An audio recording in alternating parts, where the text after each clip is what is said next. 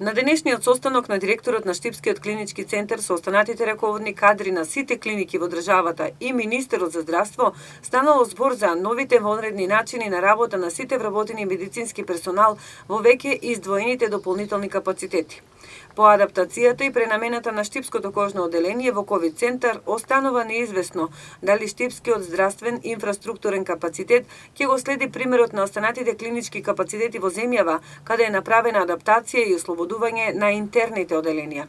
Министерот уште еднаш дал препорака до медицинскиот персонал дека ќе бидат добро наградени за своите големи ангажмани во оваа состојба, но едновремено тој порачува дека граѓаните треба да бидат спокојни бидејќи никој немал да остане без лекарска услуга и заштита.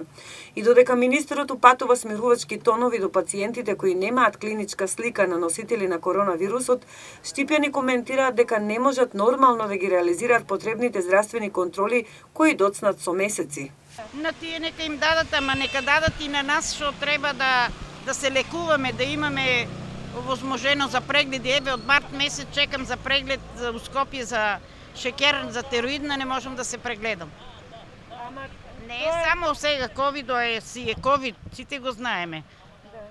Ама за здравствените работници точно треба да им се даде нешто. Ние да одеме по приватните, ние сме пензионери со многу минимални пензии, живееме и дека можам ја да одам на приватно да се лекувам. Па треба да се направи нешто, не знам што да преземе мерки државата, за да се прегледаме. Што ќе превземат надлежните по ова прашање засега непознато, бидејќи одговорот од здравствениот сектор за М-нет телевизија се однесуваше на фактот дека сите работи и посвета на грижата на здравјето на населението ќе се одвиваат во ОД. Здравствените работници се на мнение дека и покрај анулирањето на стравот од налетот на есенскиот бран, сепак состојбата со пациентите кои немаат потреба од редовни контроли не е баш едноставна и решлива, пред се поради ограничените просторни услови и можност за евентуална опфатеност со COVID-19 и на оние пациенти кои немаат симптоми.